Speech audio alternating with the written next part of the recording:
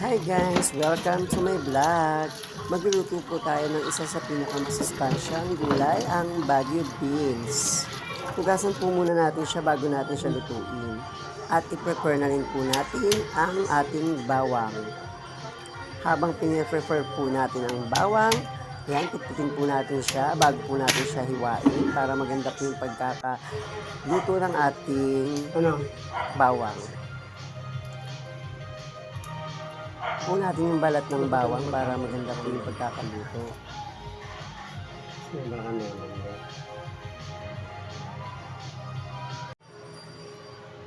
Hiwa-hiwain po natin siya na maliliit.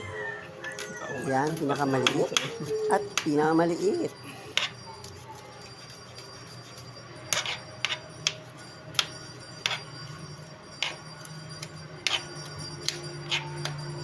Kailangan mga naliit lang. Next naman natin sa ano. Sibuyas. Unang ating bawang, sunod po natin ang sibuyas. Yan, balatan po ang ating sibuyas bago po siya hiwain.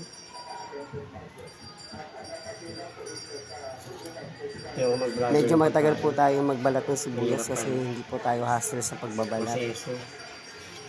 Hiwain din po natin siya na maliliit tulad ng bawang. Tadtarin ang paghiwa ng ating sibuyas. Isa rin po siya sa masustansyang gulay, ang ating sibuyas.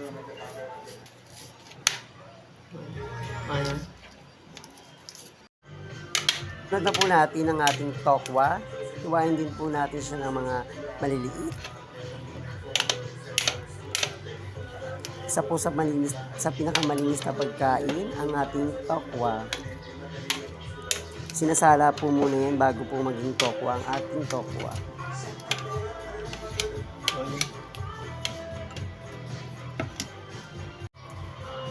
Po ng ating tokwa, isunod po natin ang ating atay. Guntingin na lang po natin kasi medyo mapurl po ang aming kutsilyo.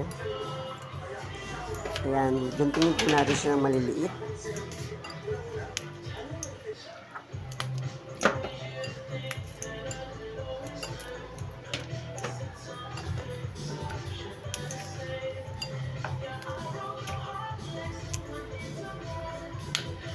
Po niya, isasalang din po natin ang giniling. Yan, hugas na nga po siya. At hiwa-hiwa na rin po. Tapos naman po natin ang ating mga recipe. Sunod na po natin ang ating pinakamasustansyang gulay, ang Baguio beans. Yan, yan po siya.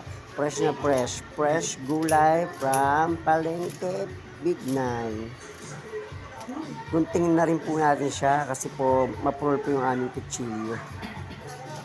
Ayan, maliliit lang po para madali po siyang lumambot at madaling kainin po para po sa mga walang ipin o maprulang ipin.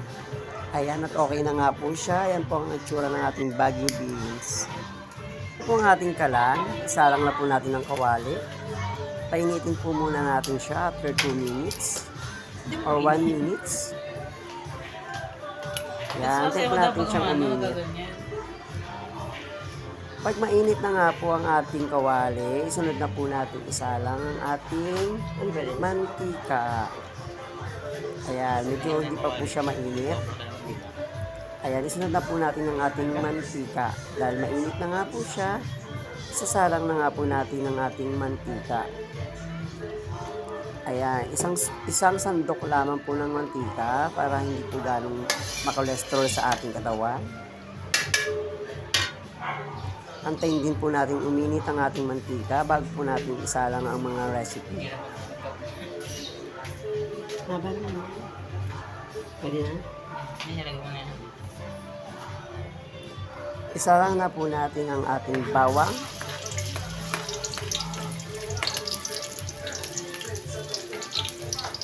Ayan, haluin po natin. Sunod po natin isalang ang ating sibuyas. Pagluto na po at medyo brown na po yung ating bawang. Ayan, dahil medyo brown na po yung ating bawang. Ayan, isusunod na po natin ang ating sibuyas. Ayan, napakasarap po ng amoy ng ating sibuyas. Fresh na fresh din po. Haluin po natin silang dalawa for combination, bawang at sibuyas.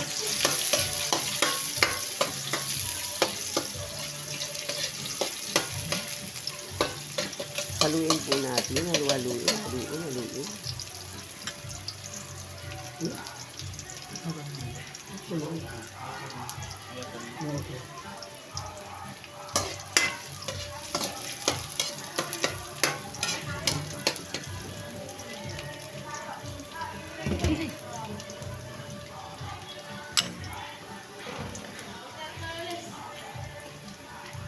Nga po natin ang ating ginili. Ayan, tapos yung ating bawang sibuyas, ginili na lang po. Ayan, haluin po May natin. papabili naman. Papabili. Wala na lang.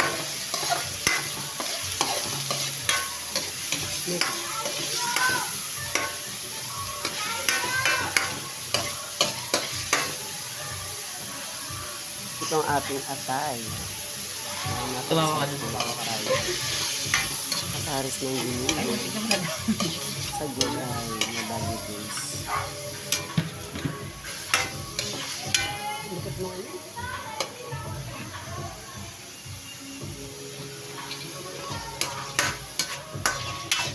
Luin po natin sila. Haluin.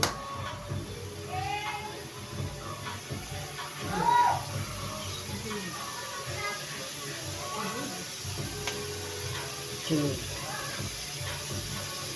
Ito na naman. Pwede.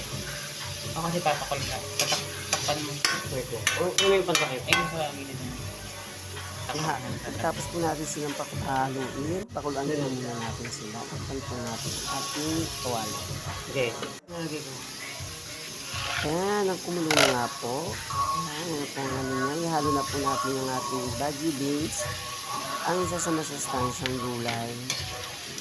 Ang baggy beans. Haluin po natin siya. Haluin.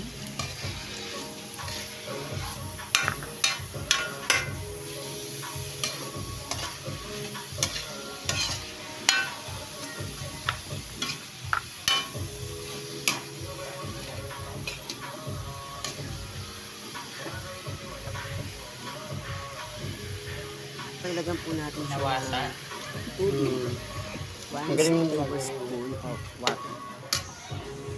Kaya mo naman yun. eh.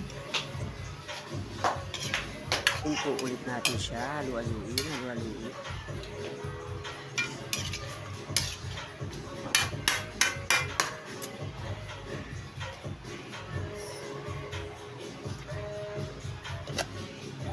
Tapos po niyan ay ating pakuluan po ang pinahalo-halong baggy beans at ay giniling bawang sibuyas. Okay na nga po siya. Natin siya ng konting patis.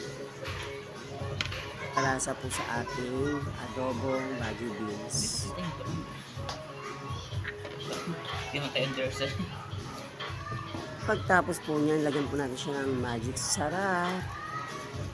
Isa rin po siyang nagpapalasa ng adobong baggy beans. Haluin po natin siya, haluin. Okay, natin ang ating nakukulang baggy beans. Po natin ang tokwa na hiwa-hiwa. Ayan. Isa po siya sa nagpapalasa din po sa ating adobong baggy beans. Ilagay ang tokwa, haluin po natin ng haluin. Ayan. Hanggang sa kumulo, hanggang po sa lumambot po ang ating baggy beans. Takpan po muna natin siya. Ayan, pagtapos po natin takpan at kumulo na po, lagyan po natin siya ng betchin. At ang pinaka-importante ang ating oyster sauce na magpapalasa at magpapakulay sa ating adobong baggy beans. Po natin siya ng pigain dahil konti lang po yan.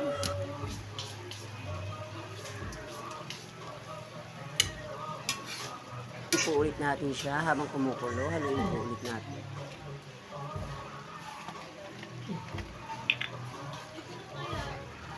Ito dyan ang ating suka. na magpapalasa din po sa ating adobong Baguio beans. Ayan, nahaluan po ng sili.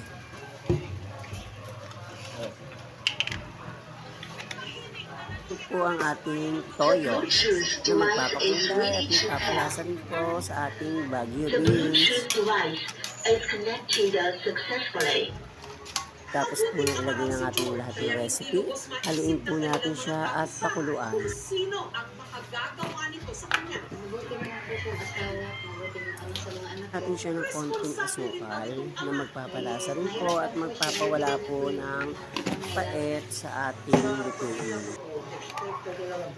Nung maliit pa nga kayo, talagang binabanday na kayo, halos din na kayo pinapanood. Haluin po natin siya ng Malaki na kayo. yan. Siyempre po, ang pag-isip po niya po sa bata, natural na po talaga sa pag-isip po ng magulang niya.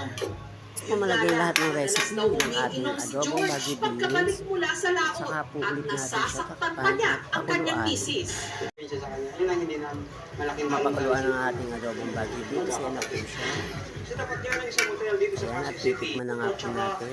Dinala po sa At ready to forensic eat. unit ng SPD. Yan, finish my cook ang ating adobong Baguio beans.